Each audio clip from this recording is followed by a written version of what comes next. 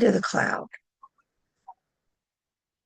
Good evening. It is May 19th, 2026.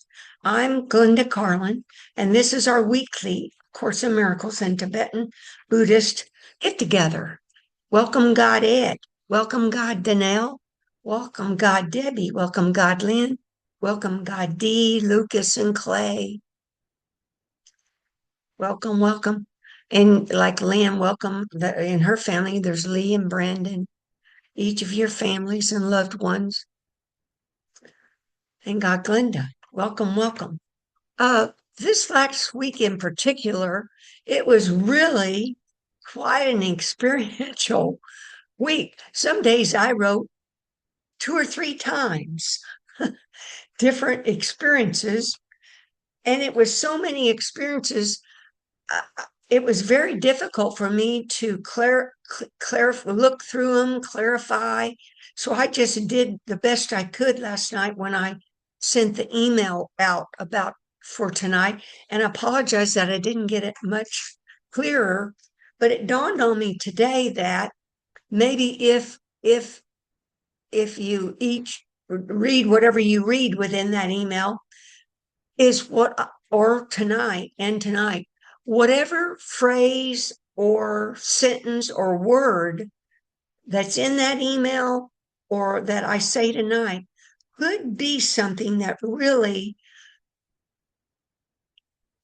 causes you to get an insight or causes you to practice something you hadn't quite thought about yet.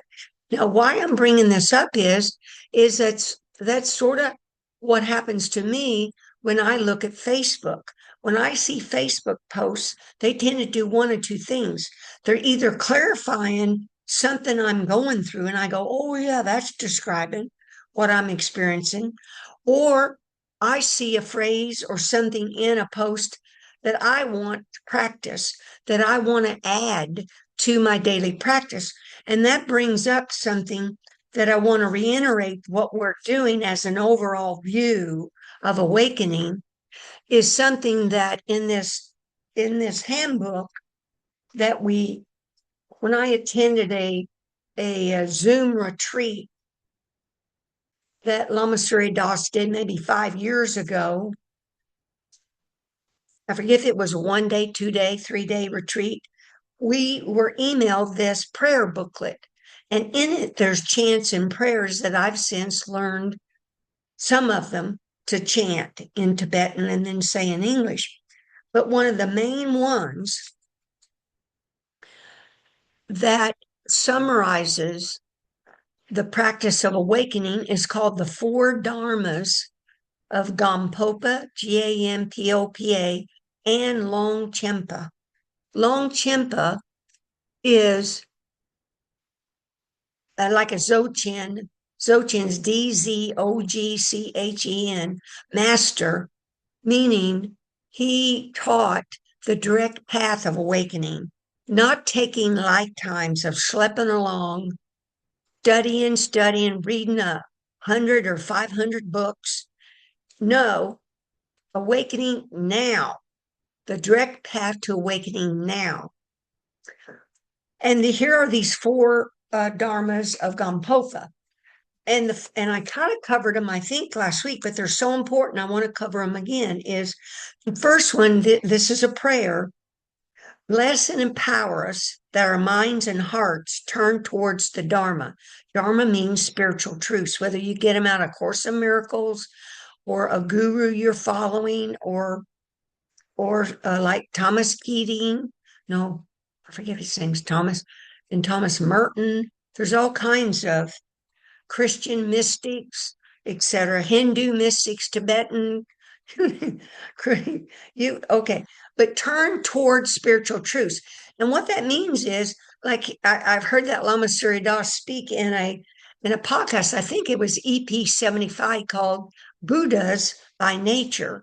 And what he's quoting from is that I believe it was Buddha that said, we're all Buddhas by nature. It's just temporary obscurations veiling that fact. So that turn towards Dharma, where Lama Surya Das went like, like you just kind of stop from watching all this television of game shows and regular stuff to listen to podcasts on YouTube for your favorite guru or different gurus, uh, reading spiritual books, contemplating, investigating, reflecting on those truths, but not buying every damn book that every enlightened being comes out with. Last week at the end, I was talking about seekers must become finders.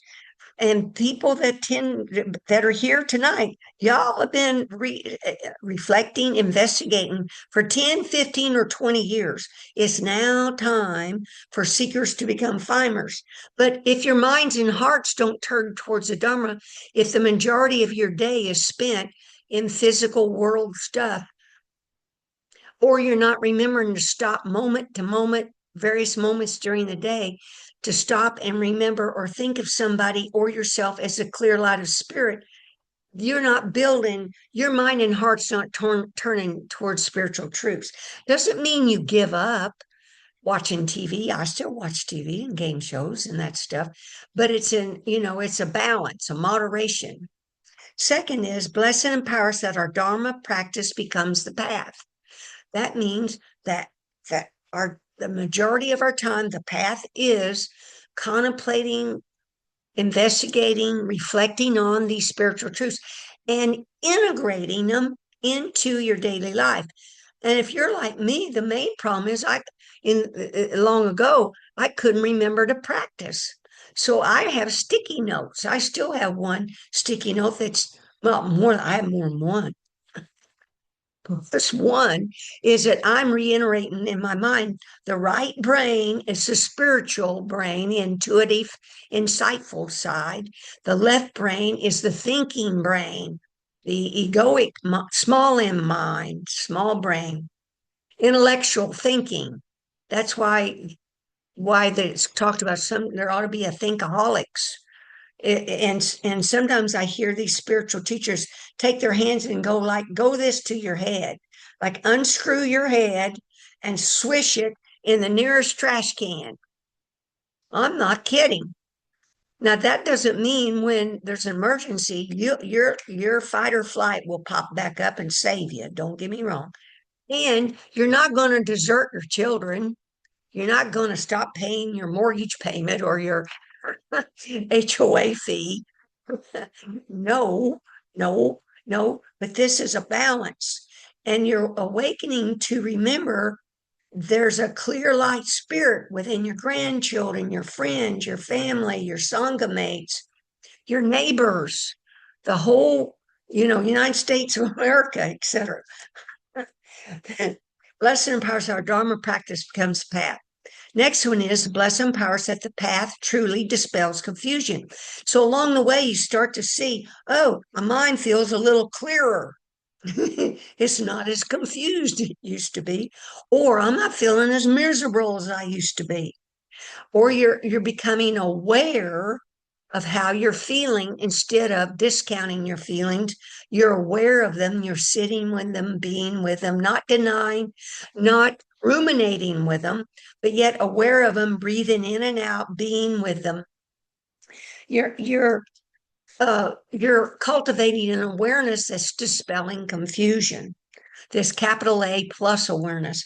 And the last one's blessing the powers that confusion itself dawns as primordial awareness. Those are the 4 steps to the practice, to awakening, as far as I'm concerned. And primordial means the beginningless beginning. That you're remembering this capital A awareness is aware of the nature of mind and these 6 senses, that these 6 senses are always doing, there's objects of sight, of our the eyes are images, sights. Objects of the nose are smells. Objects of the ears are sounds. Objects of the mouth, taste, are taste. And then feelings object of touch is feelings, your touch. because that's going to be important to later in my teaching, is these six senses. These six senses are here to experience just seeing, just hearing, just smelling, just tasting, just thinking, just feeling, which means not evaluating these senses, sensations, not judging them, not sorting them, because we're waking up to that's the default mechanism of the small egoic mind. That's what it's done for this lifetime and all lifetimes. Is dualism, is sorting all this stuff and evaluating it, good and bad, keeping you in dualism. What's happening is the root of dualism is being cut to where this primordial awareness just sees this clear light of presence of, you can call it God's presence, clear light of it, whatever you want to call it it, of beingness, this clear light of isness, beingness, purity, this luminosity of this mind that's forever creative. But yet these images consist of clear light and are liberated, generated, and liberated like in really split seconds and don't really exist. They're a holographic magic show that's coming and going within this clear light mind. Well, anyway, okay, so let's go to oh, so my mind was just really had all these different things, that experiences were going on. And this afternoon, it dawned on me the big picture of awakening. To me, the first part of awakening involves the deconditioning and the reconditioning of this small M mind. This deconditioning from the beliefs. The main beliefs are in a separate self, a separate others, and a separate world. You're deconditioning, letting go means let come and go, but you're really letting go of this false belief in a false self, a separate body, and that there are other bodies and a separate world out there while you're learning to relax. And the second is you're cultivating awareness of what you're doing. I was doing while I was doing it. And then I was doing daily sky gazing, space mingling meditation with a group. And the other main thing I did that was deconditioning this small M mind was practicing Trechod, meaning seeing through, being through, cutting through these images to see and think of the clear light of spirit that each one is. That's called advanced forgiveness in A Course in Miracles, seeing beyond the flesh, beyond the body, to the clear light of spirit. But if you don't stop and look at an image on TV or yourself or an image you think about in your mind, if you don't have a sticky note going reminding you, well, yeah, I'm going to think about them as clear light, you're not going to think of them as clear light. It's the habit. That's the habit of thinking of these images as real. We're cutting through that. And you know what this ultimately does is this mind body continuum feels hollow. Another word for it is pure. Another word for it's empty, hollow. I've explained that to you in the last few weeks. That's how I felt, hollow. The body was hollow and the great ray was coming in, but it still felt hollow. Still felt hollow. And this very reason of feeling empty and hollow is why the sonship created physical forms. It wanted to have a form to put the light in so it could feel fullness, or called wholeness or completeness, could feel the fullness of God's presence, because before it was stark purity, like sterility. There wasn't a feeling of fullness. Okay, now the second part of the waking picture, you get all this deconditioned and reconditioned. You got a hollow form a vessel, a channel, guess what? It needs to be filled with some light. Okay, be filled with some light.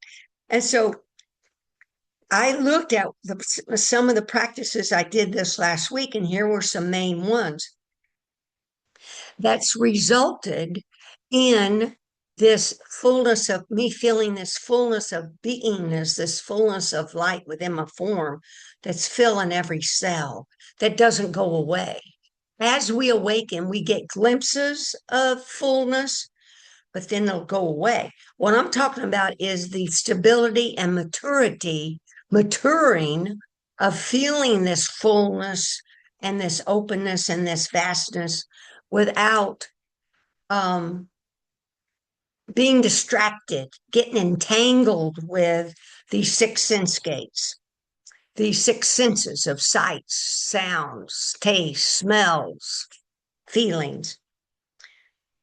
So what really has helped me in the last week is I listened to a couple more of these podcasts of Lama Surya Das, and one of them, and I kind of forget, might be called EP 75 on Be Here Now Network, called Buddhas by Nature. And I've listened to these podcasts before, but why I started my teaching tonight was hopefully there'll be some phrase or sentence within the teaching tonight that just pops for you and you go, oh, I want to practice that.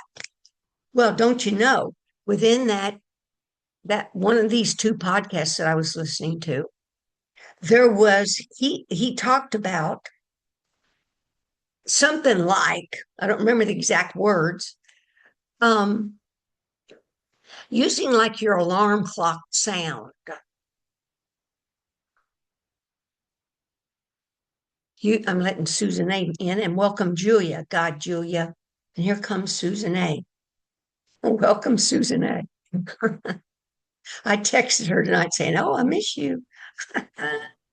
Welcome, Susan A. Okay, so in this podcast, it's always fleeting. It was just a quick phrase or sentence to use an alarm sound to be like the moment of death. And I might have talked about this last week. And by moment of death, I got what he meant. So we don't know in which moment death might just damn show up. No breath. We got to be, do we want to be ready? Do you want to be ready? Or is it going to be some big shockaroo? What do you do when the moment of death occurs? Well, see, when that alarm clock, if you set one, or if you haven't, don't use something else, then I set my cell phone to and wake up in the morning various times, etc. So now I pause. I just don't push that alarm off. First, I see the clear light of spirit of God that's here. I stop and I look at it. There's a clear light of God's presence. You can use the alarm to do that too. But then that alarm, I picture at the moment of death, blackness is going to occur. And there's a moment where light appears and a person can, in a moment, achieve enlightenment. But if that's missed, then guess what happens? You get images, sounds, thoughts start showing up. And if you've not prepared by meditating, by learning to be aware of thoughts, sensations, and feelings coming and going, you let them come and go, and you're not grabbed on and attached to them because you've cultivated an awareness that's aware when your mind's wandering off with thoughts, feelings, and sensations while you're meditating. You're not thought swatting and you're not thought denying. You're letting thoughts, feelings, say, this is powerful stuff that sounds so simple, but it's not, because at the moment of death, all that crap's going to start. And if you've not practiced letting those things come and go, guess what? You're going to attach right to something.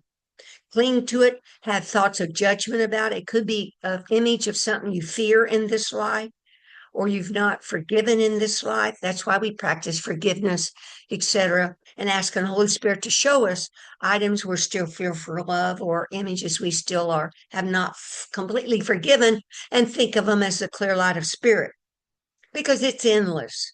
And after some point, though, as you keep practicing, a multitude of those forgivenesses kind of vanish on their own, and you're left with just a few of these things that you're looking at. And you're not, hopefully, not by thought swatting, but also wanting to just cut somebody off. Like I hope you don't show up in my life. Life next time my incarnation is. Well, hey, no, that's denying, repressing, separating yourself from these other people. These other people are in our life, whether you're neighbors, family, politicians, for us to see through their image to the clear light of spirit there. Doesn't mean we're doormats psychologically or physically. We set boundaries, but yet when those images come to mind, we're not pushing them away or discarding them or separating ourselves from them, because this is called beyond two-ness, beyond oneness, beyond to isness, to this isness of everything is together. It's just all together, the same clear light. Okay. Well, anyway, let's see what I was going to. A moment of death. Oh, so at that moment of death, you want to train yourself to say to yourself, "Go to the light. Go to the light. Go to the light." And if you're like me, and your will or your your will, you've got somebody designated to come be by your bed if this isn't an instant death, that's reading truth, spiritual truths to you, but also at the moment of being with you at the moment of death, that they're yelling to you, go to the light, go to the light. But see, I was practicing by myself and telling myself, go to the light, go to the light, go to the light. And you know what happened as a result of that? I realized I couldn't be with the light very long. I couldn't be with the light. Then you're really honest with yourself. Hold it, I can't be with the light. So guess what? You might start integrating practice, a little more practices into your daily life, or whatever comes to you that needs to be done, because you want to be with the light. But I recognized I couldn't be with the light. I see the clear light everywhere, but there's a difference between seeing it and being with it. So, man, I was like, whoa, okie doke. So I realized, hold it, I can't be with the clear light. So then I kept practicing. And how I practiced was on May 13th, here comes Chaz from Hawaii. Here comes Chaz. Let me make sure that. Oh, yeah, there's welcome God Chaz. Welcome God Chaz. So as I'm talking about at the moment of death, I heard a phrase within a Lama Surya Das podcast that said, use your alarm clock. When you hear that sound go off, take it like the sound, the moment of death, and look go to your mind. And that's an opportunity you can right then be enlightened, but also to remind yourself, go to the light, instead of being entangled with thought, feelings, and sensations, etc. But anyway, as I practiced going to the light, I recognized I couldn't be with it. So then on May 13th, this last May 13th, I had been wearing the sleep mask. And I gazed into the sleep mask. I haven't remember what happened. And on the right upper side, a white light flashed. Then on the upper left side, a white light flashed. And immediately I knew, well, that's right, upper right, that's the spiritual right brain hemisphere. Upper left's the left physical brain hemisphere. Look what? Both were flashing a white light. White contains all colors. But anyway, and immediately after that light flashed, I call it now, my forehead was like a windshield. I'm not kidding you. Daylight showed up. It was shocking. Daylight showed up like it was daylight. and there was water streaming in Oh, vertical streams down. You just have to mute yourself, Chaz. Some reason it came off and I can't mute you, honey,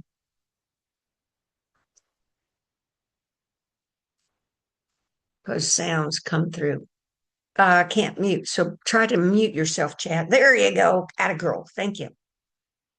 It was shocking. Down the clear, looked like a windshield, clear like a car windshield. Just my forehead was just this car windshield, water streaming down, but also water bubbles, various sizes were streaming down. And I thought, gee whiz, as my mask moved. And so when I went to move to try to see if the mask had opened, of course the vision went away, but the mask had not moved. The mind was showing me the clear light and that water that's streaming in those clear bubbles, water bubbles, that's representing the luminosity, the creativity of this pure blackness that's a glow. But anyway, so when I was um, practicing being with the moment of death, I pictured that clear glass windshield. So you can picture your glass car windshield. And I was looking at that clear glass. I want to be with that clearness. All right. I was saying that to myself. I want to be, and I kind of lean back and relax, just relax, breathe, smile, relax. And I could be with the clear light for seconds. And I just kept practicing. I'm not going to bore you with how long, I don't even remember how long, is then I could be longer with the clear light. Oh, I could be longer with the clear light. And did you know, like, I'm now using the word like bam, like I forget there's some cook that would go like bam, because then his dish would be done or whatever would happen. But like bam, all of a sudden, the screen changed to vast blackness. And I felt the openness and the vastness, and I knew it was God's presence. Because see, we're learning these truths deeper, deeper, deeper, deeper, subtler, subtler, subtler. But this was different. I knew this was God's presence. I started to cry. This is God's presence. Oh, man. And then as I saw and felt that, don't you know, then the love of that vast blackness showed up. I felt this love, and I've never really felt that love of God's presence before. And you can glimpse it, but this was different. It was deeper, and I just felt it. And I cried some more. Because whoa, God's presence is loving. It's only love. Oh man. And why? And then later I was listening to that, I think it's EP 75 podcast, a phrase within that pocket, just a phrase. And I've got my notes and I put it in the email that Lama Suryadas taught, just a phrase, the right brain catches it all at once. I'm going to repeat this. The right brain catches it all at once. And I realized that's what happened to me because I kept practicing so much in a row that morning. Oh, I forgot. Remember, I say to myself the last 2 or 3 weeks, I'm not getting out of bed till such and such happens. Well, I told myself, I'm not getting out of bed today till I can pee with that clear light. So I just kept practicing. And then, bam, the right brain, it caught it.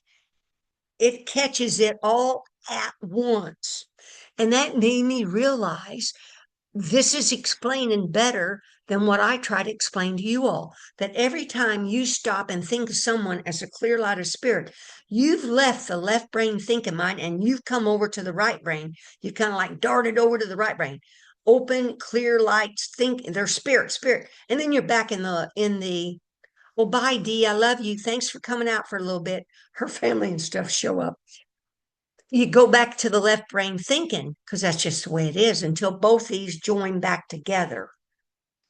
Rejoin, right and left brain rejoin and are speaking continuously. And that's when the heart mind has rejoined as well. But anyway, so you keep coming over every time you think of somebody as a clear light of spirit, or you meditate and let something go, or you forgive somebody or somebody for a thing for what they did, or you're remembering unkind things you've done and letting go of those and seeing the clear life spirit that you're accessing this right brain until I explain to you there's a momentum. There's a momentum that develops, and guess what?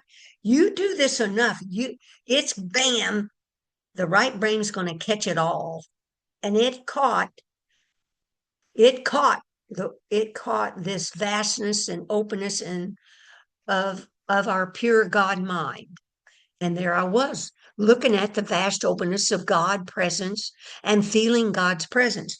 But as if that wasn't enough. The next step, see, I haven't realized this. We get what we get as we need it. But in that same podcast, he taught this in-person Zoom retreat that he was given. He said to them, and I wrote it. I wrote some stuff here. Mindfulness of thoughts is meditation. See, I never got that until just within the last 6 months. Just mindfulness of thoughts is meditation. Just being aware of your own thoughts. Awareness of thoughts, sights, sounds is meditation. Is co-meditating, interbeing with everything. Awareness is the active ingredient, the Buddha, he says, meaning the Christ. Well, so guess what caught my attention when I was listening to that podcast, and I would stop it and rewind it, was this phrase that I took it to mean interbe, co-meditate with your six senses. Now, I have never done that before, really knowingly, co-meditate or interbe with a thought, a feeling, a sound, a smell, because what that's doing, that's cutting the root of dualism more. More. Okay, so guess what? I used the sound of the alarm clock the next day. After when that phrase stuck in my mind, I decided I'm going to interbe with these six senses. Smell, and when I'm eating food, tasting, interbe with taste, interbe with the smell. That came later, but first was a sound. The next day, I decided I was going to interbe with that sound of the alarm clock going off. And so I did. And I actually leaned back and relaxed and interbeed with the sound of, I left that alarm clock. It just was going off. The first time it went off 2 minutes and I turned and pushed it off. And then it came back on. And I decided I'm leaving that baby on. I left that sound go on and I interbeed with that sound. And later I looked, it was 8 minutes because I was relaxing, leaning because guess what? I recognize in the far unconscious, subconscious, there's thoughts I have about something's either too loud, or I don't like that sound. I had judgments about that sound. And of course, that's normal. That's what the mind does. It sorts and labels. So I bead with that. I bead and recognize that and let that go because I bead with the sound. It was like vibrating. It was a sound. So until I'm going to use that word again, bam, the six senses, what's the word? All at once, went together. What's his phrase? The right brain catches it all at once. The right brain caught all the six senses all at once. And bam, they're like inner being with the clear light, because all of them contain the clear light. Their essence is clear light.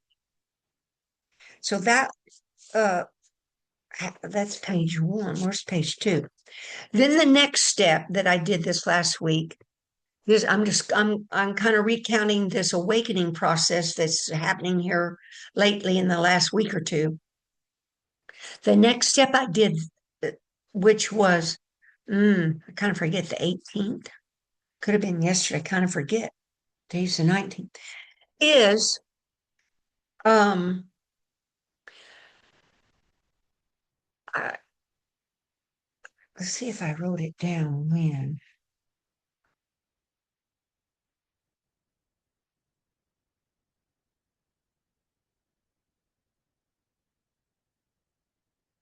Well, I'll go back those 6 senses. I'm looking at my notes that I sent y'all. I felt I had immersed my attention within that sound, my awareness.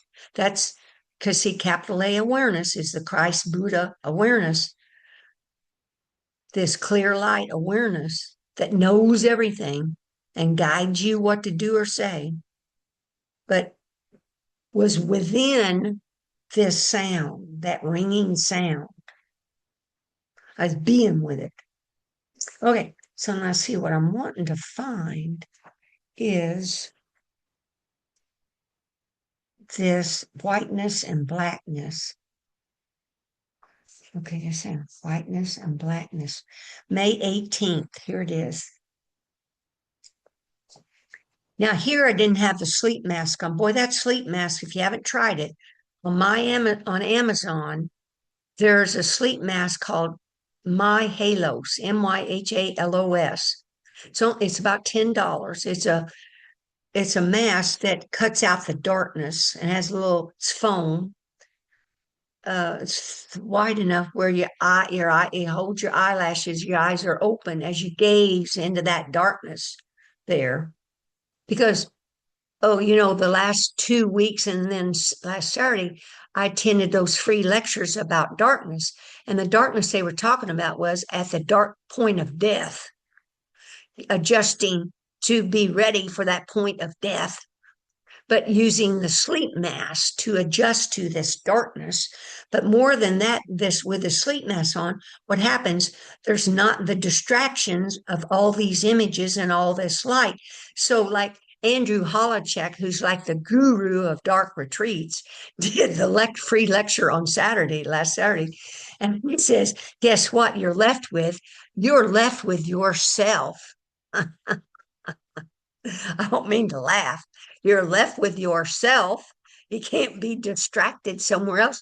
And he says some people, when they attend this dark retreat, he tries to prepare them. Some just damn quit and walk out, not even after a few hours of it, because they can't be with themselves. They can't be with their own thoughts, feelings, and sensations. But also, what happens with this sleep mask, be prepared.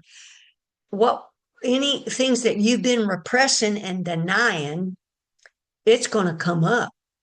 And if you remember back, I started wearing the sleep mask maybe 3 months ago. First thing after I put that sleep mask on, it was like I was falling back through my whole body was just falling back through the vast darkness, and I knew what was happening. My mind was falling back through the unconscious, all the layers of the mind. And in my case, I believe in reincarnation. So I was falling back through all these lifetimes. And I knew images would come to mind that I needed to practice forgiveness on. And for sure, then dreams resulted that unveil the fears that we have. And don't deny them, don't repress them, don't run from them. This is your opportunity to sit with them, be with them, and practice as Jesus' advanced forgiveness, looking through all those images and yourself to see the clear light essence, or think about them as the clear light purity they are.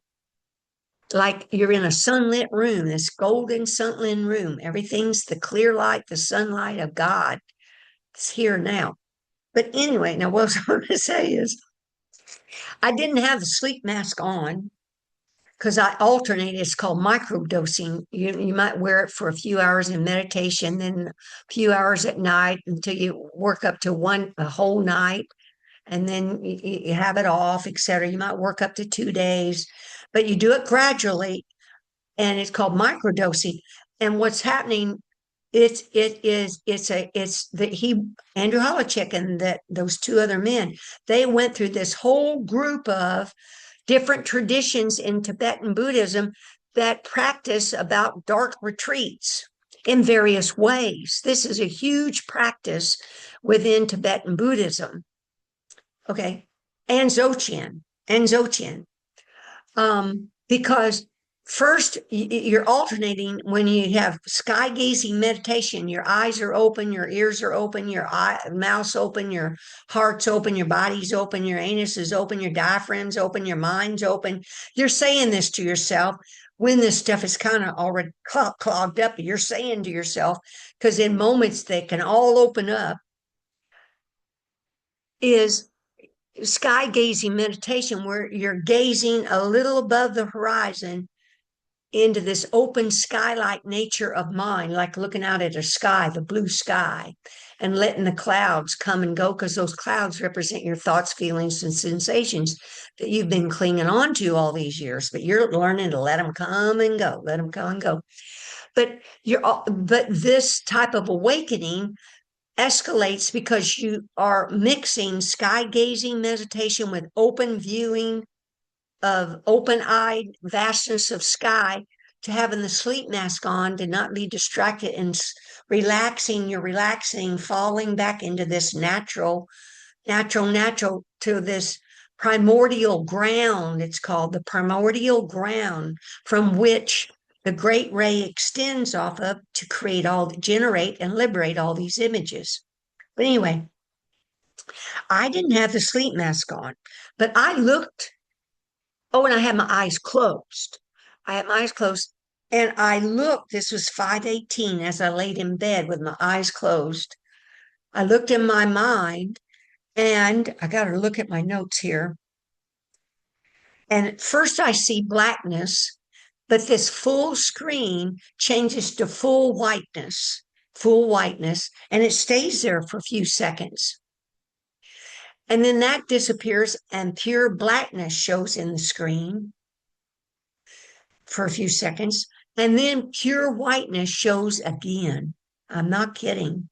I've never seen anything like this. And then blackness represents God's pure presence, free of all elaborations, free of all colors, all concepts, all obscurations, all thoughts of a separate self, separate object, separate world. It's free of all of that. It's just pure blackness. It's such tight light. It's pure. It looks black, but it's so vibrant, so alive. It has a glow to it that's a luminosity, that's clear light, that's like bubbling off its surface, coming off its surface. And because the brain, the mind, cannot process the close proximity of the pure blackness of God's presence in God's clear light glow, it sees gray color. So don't be concerned and think you're seeing something just regular when you see gray colors in your mind. That gray color, whether it's swirls, lines, spots, whatever, that's showing you're seeing the clear light of your own God mind. It's a big deal. Anyway, I decided to be with that white light.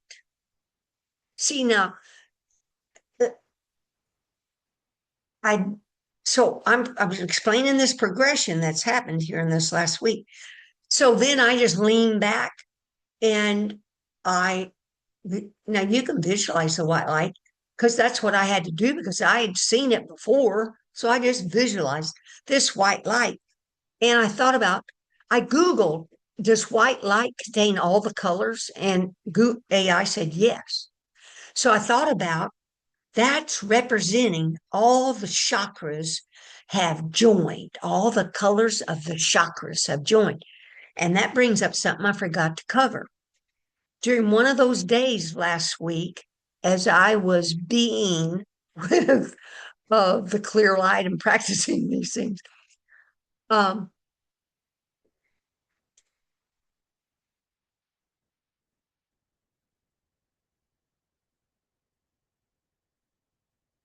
forgot what to see. I was gonna. Oh, I felt my body tilt upward during meditation. And I felt like awareness kind of left the top of my head and went to the groundless ground, the luminous groundless ground, which is about I forget the highest, the chakra above the head. I think I printed out the chakra names, but I don't know where I put that printout. But anyway, it made me realize something. I have not been discussing because it didn't come to me until now. There are etheric chakras above the head. There's a gateway chakra, a stellar chakra. I forget. There are some chakras above the head. And then there's the groundless ground. Well, I felt like that awareness had gone above my head and had opened up those because of whatever I saw in my mind. And is I felt like from my head to my toes that there was light now coming, vibrating through these cells. I could feel it off and on, not like now where it's happening all the time. I just felt it from my head to my toes. I have not felt energy vibrating out of my legs and my feet. When I would sit in my recliner last week, I caught myself, I kept rubbing my thighs, my calves, my feet. And then when these chakra things started coming to mind, I thought, oh, wow, the lower chakras had opened up. Because, see, in my mind, I kind of stopped at the pelvis, at the root chakra. Oh, I know what happened is above the navel, and between the rib cage and the navel is the solar plexus chakra and it's also called navel chakra and manipura chakra. And this awareness that had I felt had dropped from above my head within my body, etc. It opened up the light within my body to where there was more than this vertical great ray coming, descending and ascending. This light was moving horizontally out of at first I thought it was my heart cave, but then I put my hand on my body to feel where this energy was pulsating out. And it was this I had to Google to find out what it was. It was above my navel and below my rib cage. So I had to Google to find out. It's the navel manipura solar plexus chakra. So I realized it came to me solar plexus, and there's a sun chakra there called that's in the body. And that sun chakra is also called Surya, Surya, means sun. But it's the sun. So when you're sitting in meditation and this energy's moving, I go, oh, the sun. The sun never stops shining. It's the earth that's rotating, causing sunrises and sunsets. That's the ego mind that sees things come and go. The sun never stops shining. But anyway, so I'm sitting there thinking that sun never stops shining. But the sun, I just picture it's radiating the solar plexus, it's moving and a turning. So it's causing the winds that the great ray descending and ascending to escalate, and it's expanding a horizontal light force that radiates out through the whole universe. And that's right. I felt the intersection of the vertical and horizontal axis were at this navel chakra. And I've heard that Lama Surya say the navel chakra before, but I'd never experienced it that way before. I've experienced it at my forehead. I've experienced it at my heart chakra, but not at the navel. So awakening, various things happen as various chakras open. I just want you to be aware of, you can look at a diagram of chakras, and by looking at it, you're starting to just naturally open up to this light body, this subtle light body that's within this physical body. Anyway, what I want to get back to is prior to this bam of the right brain taking it in all as it was, awareness had already been working within my form to open up these lower chakras. And when I Google that, golly gee, there's a whole list of them. There's chakras in the let's see, in where the thigh connects to the hip, the knees, the feet, and there's a chakra in the earth below the feet. So below the feet and above the head, there's two chakras. But in awakening, all these become rejoined, opened, and the colors all rejoin, and you see white. And you can see that white in glimpses. But anyway, so I decided I was going to be with that white light. So I bead with it. Then I bead with the blackness. Then I bead with the whiteness in the full screen, and I bead with the blackness. And you know what? That reminded me when I was sitting in my chair doing this. One time I listened to a Dalai Lama teaching, and see, nothing's by accident. And I had no idea the magnitude of what he was teaching, but he was given some empowerment to a whole huge building full of people. And he was talking about the number of times you see white and the number of times you see black, number of times you see white, number of times you see black. And see, what he's talking about are naturally things that happen in this awareness of your mind as you open, as you decondition, recondition your small egoic mind, and shift from this small s self to this capital S self of Christ Buddha-ness, this transformation that's going on. Let's see what's left. So then the last thing that happened this last week, and this was I think it could have been this morning, is I decided just to be with beingness. I'm not kidding you. But think of that phrase, to be together. It came to me to be within beingness. And do you know, just having that thought resulted in me feeling awareness. I just, only thing I could put a word to is awareness. I felt something just drop within my body. I mean, it was like dropped. And then I started to feel this light energy vibrating within my form. And I was confused because I'd never felt this light energy from head to toe be stable. And sure enough, it's not gone away. It's subtle. Other times it's more powerful. But this capital A awareness has dropped due to me wanting to be with beingness. And beingness is the clear light. So it's settled. The clear light has settled within this form to where I feel full. I feel full, and I feel not separate with anything.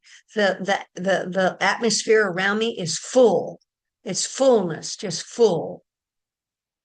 That means it's full of spirit, full of God's presence, because I'm being with it now. It's not fleeting, because that's where in these Dharma truths it talks about getting used to that, getting used to it. Getting used to what? What's it? The clear light presence. How do you get used to that? You got to start being with it, practicing being with it.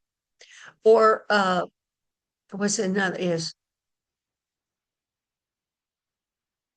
Oh, getting used to it, stabilizing and maturing the view.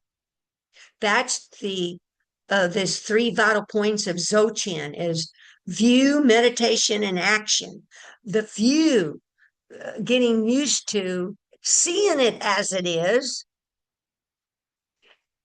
and leaving it as it is. The meditation of leaving it as it is, which is non-meditation, means when you're walking around, you don't have to be sitting on your chair in a certain pose or whatever, meditating. This is the non-meditation of non-meditation, where you're leaving things as they are.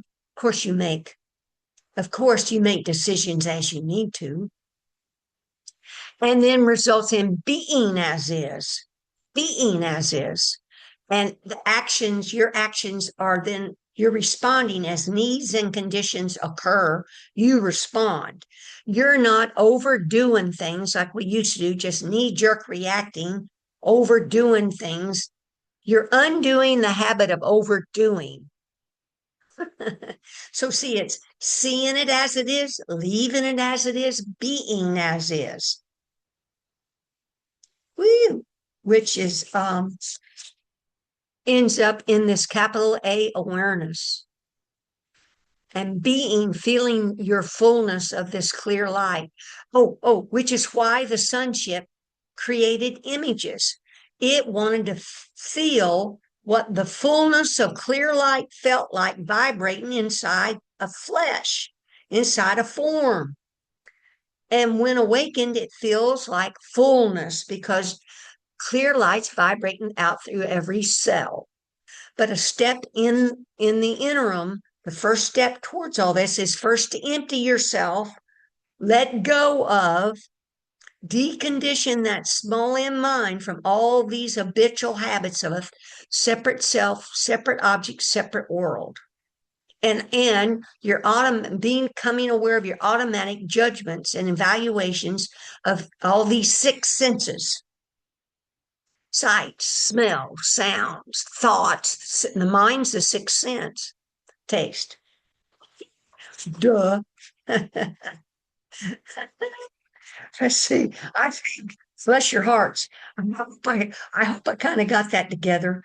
Because it all kind of mixing around, kind of muddled to me. And you know what's great about this, us getting together, is due to this having our get together, I then have a deadline to actually, write up and feel, I want to feel obligated, write up what I'm experiencing. And then I've realized after I'm experiencing all that, I sit with where it's kind of, I get the overview of what's going on because see that what's happening, I'm reflecting on what's going on. And that's part of awakening, reflecting on, sitting with what's going on. And then I'm experiencing and seeing what's happened and I feel it. I then feel these experiences at a deeper, at a more subtler level, and to get then insights, more refined insights occur that then allow for future insights to evolve. Because see, this all builds on itself. But if we don't sit with, if you don't take time to sit with what you're experiencing, and I talk about writing it down is a way of helping put it within your heart mind where it's not fleeting. Because remember, last week I talked about, I'm going to repeat it. Last Sunday morning, I watched, every Sunday morning, there's CBS's Jane Pauley's Sunday morning show. It's a news show. That's special, not really news. They do special segments. They had a segment on uh, uh, memory, and also part of two was being sleep deprived, not being able to rest, sleep.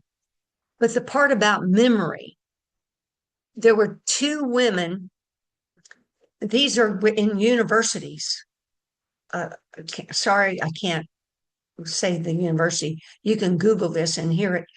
They had little toddlers, maybe 2 years old or so, that sat in a little chair, the little toddler table, and the two women were on the other side. And they had invented four toys of yarn, beads, and stuff. And they gave the toys made up names that were unique, like, I don't know, Zumo. Okay. So little kids sitting, male and female, little kids sitting opposite, and the woman's rattling and showing the toy and naming it, name the name, shows it, names it, lets the little kid play with it and say its name. And then they go to the next toy. They do this, I forget how many kids, 8 or 10 kids. Then they divide the kids in two groups. One group, after the children are done with this test, they have those kids go into a room full of slides, toys, puzzles, uh, games, just a whole free for all. Like for a couple of hours, they were playing. And the other group, they had them go to a room and take a nap. Uh-huh. Had them take a nap. So then they brought the kids back the next day, sat them down, and had and did a and brought the toys out and asked them, "What's the name of this toy?" The group that was went screaming and running into the room with all the activities.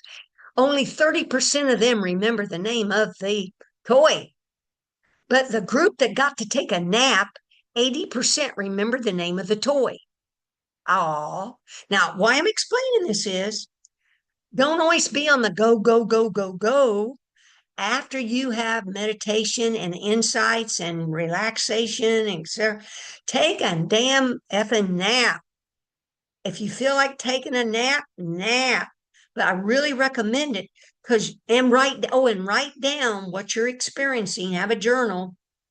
And when you're practicing forgiveness, some people write their names and what you're forgiving, just write it up.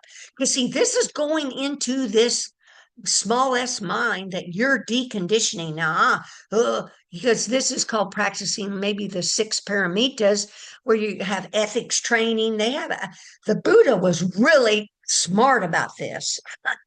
Thank God for A Course in Miracles. Jesus has got some of those characteristics he's teaching you to be. But the Buddha had ethics, morality, I forget. There's different paramitas, mindfulness. But you're deconditioning your mind. Sleep on it. Take a nap. Don't push yourself. Undo the habit of overdoing. Okay. Well, I'm done. Thank you so much. So let's go around the screen here tonight, looking at these sweeties that came out. There's God Ed, God Danelle. Woo! There's God Susan. Hi. God Chas. Hi, God Chas. God Debbie. God Julia. And Lynn had to go. God Lynn. Then God D had to go. Then there's God Glinda. Thank you, thank you, thank you for coming out tonight. I surely, and God Danelle. Did I get that? God Ed? Make sure. Oh, and on Danelle, let's pause a second. She had a mass behind on her optic nerve and had surgery. She was told us about it last week. And so let's just pause, just relax, lean back, take your awareness and focus it on Danelle. That means just take your attention to Danelle and see her and just be with her. Just be. Just be.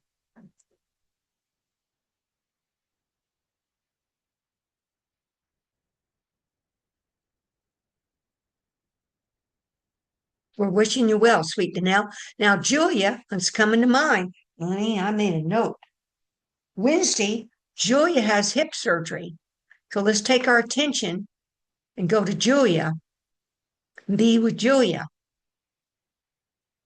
This is an excellent practice of opportunity to take your awareness to be within another person's awareness. Because without practicing this, You're just keeping a separate self. And one of the main practices of Buddha is to be of benefit and be of help of your fellow brothers and sisters, all sentient beings. And what that ends up doing then, because you're not being selfish, you end up helping your own self because you're unveiling and letting go, letting be your own naturalness, your own sweetness, your own lovey awareness, clear light awareness to Julia. Thank you. Thank you. Okay. We will stop the recording unless there's some thought or comment a person wants to make. We will stop the recording. Thank you. Thank you. Thank you. See you next week. Same time, same place.